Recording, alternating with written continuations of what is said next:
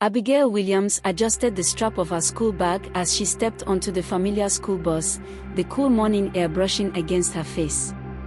She had been taking this route for years, but today something felt different, though she couldn't quite place why. Fred James, the bus driver, greeted her with his usual warm nod, his eyes carrying the same quiet kindness they always did. "Morning, Abigail," he said in his calm voice. "Morning, Fred," she replied, offering a polite smile before heading to her usual seat near the window.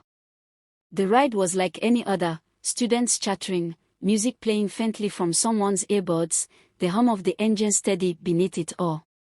But as they neared school, Abigail suddenly realized she had left her notebook at home, the one with all her important notes for an upcoming test. Frustration flickered across her face as she rummaged through her bag. The moment didn't go unnoticed. "Everything okay?" Fred asked as the students started filing out. "I forgot my notebook," she sighed. "Guess I'll have to make do." Without hesitation, Fred reached toward the dashboard and held up a familiar-looking book. "Found this on the seat earlier. Thought someone might need it." Abigail's eyes widened in surprise. "That's mine." She took it from his hand, a smile spreading across her face. "You're a lifesaver." "Just doing my part," he replied with an easy grin. "Good luck with your test." From that moment, something shifted. It was subtle, unspoken, but real. Abigail started noticing things she hadn't before. How Fred always waited a few extra seconds to make sure the last student got inside their house. How he carried small treats for the younger kids on long rides.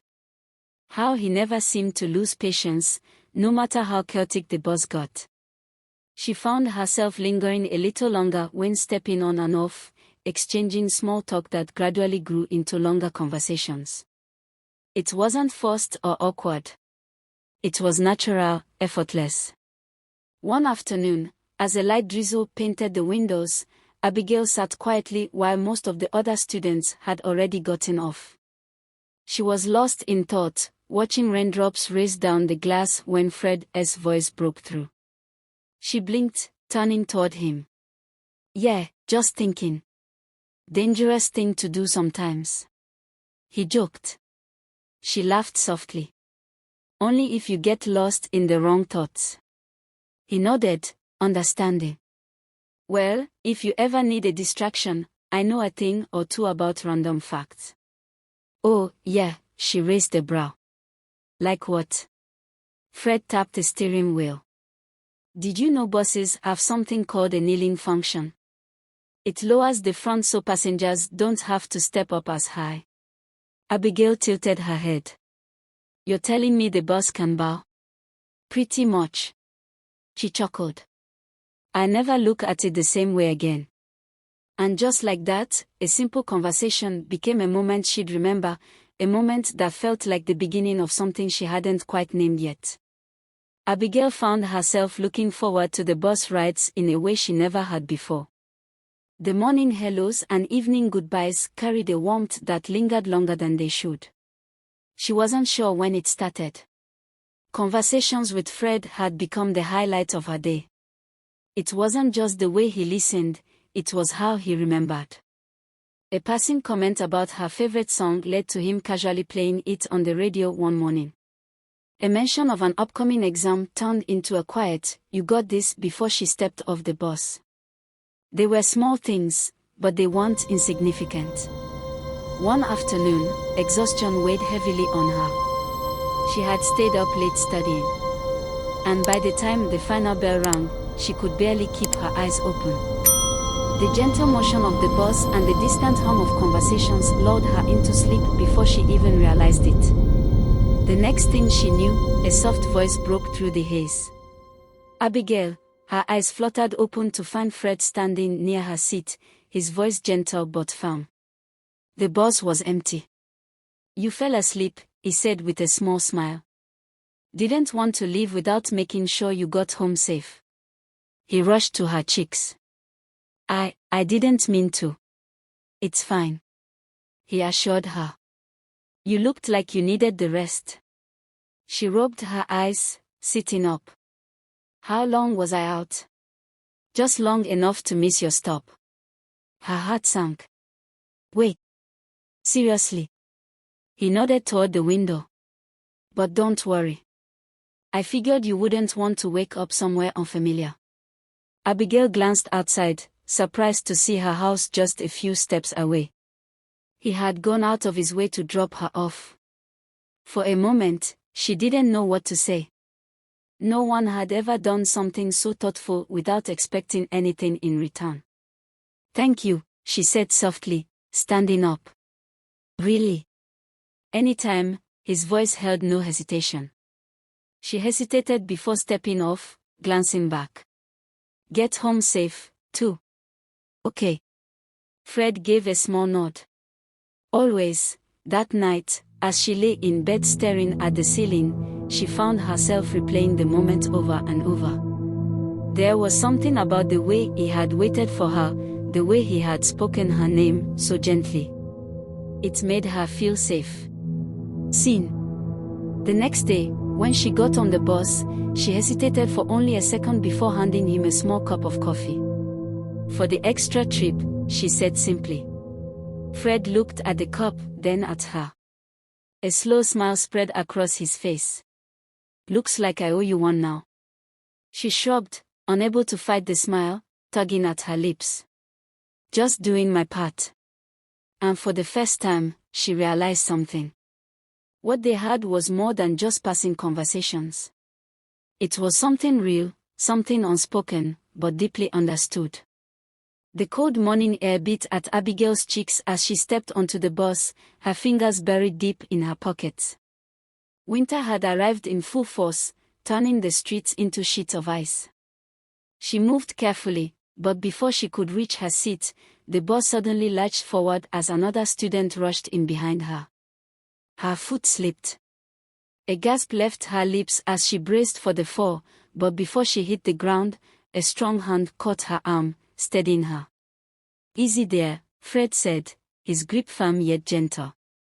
Heart pounding, she looked up at him. I almost wiped out. He chuckled, almost. But not today. She straightened, still flustered. Guess I owe you another coffee, he smirked.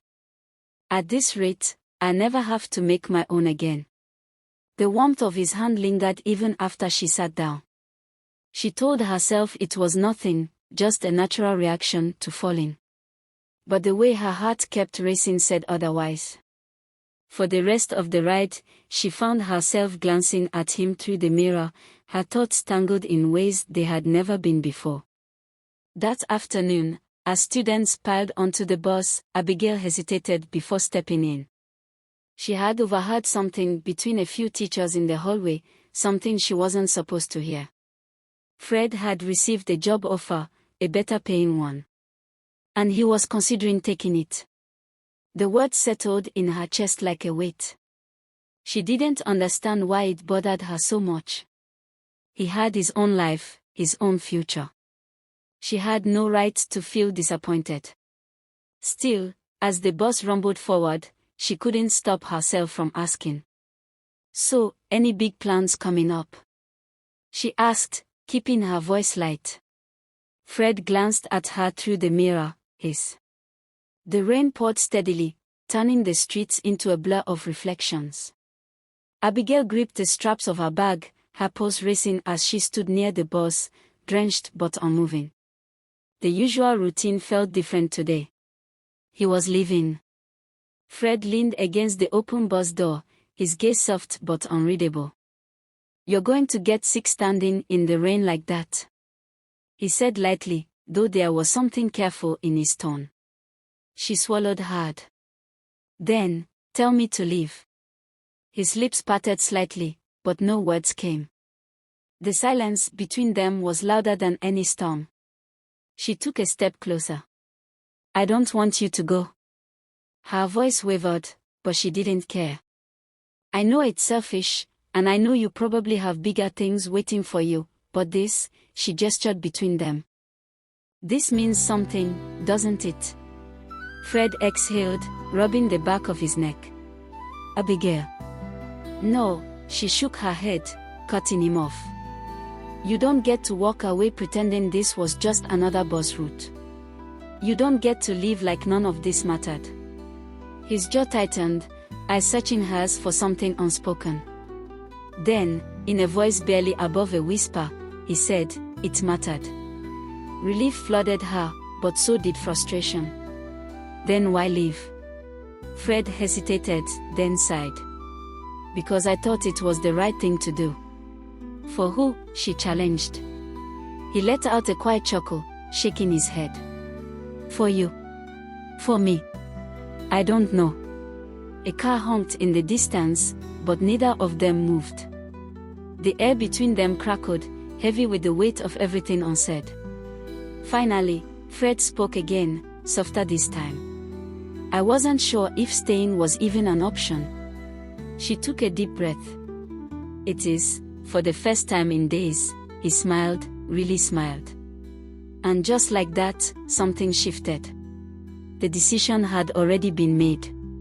A week later, the bus was the same, the route unchanged, but the atmosphere was different. As Abigail stepped on, Fred met her gaze with a knowing look. "Morning," he said, the warmth in his voice unmistakable. "Morning," she replied, unable to hide the grin spreading across her face. As she walked to her seat, the rain started again, pattering gently against the windows. But this time, it didn't feel sad. It felt like a new beginning.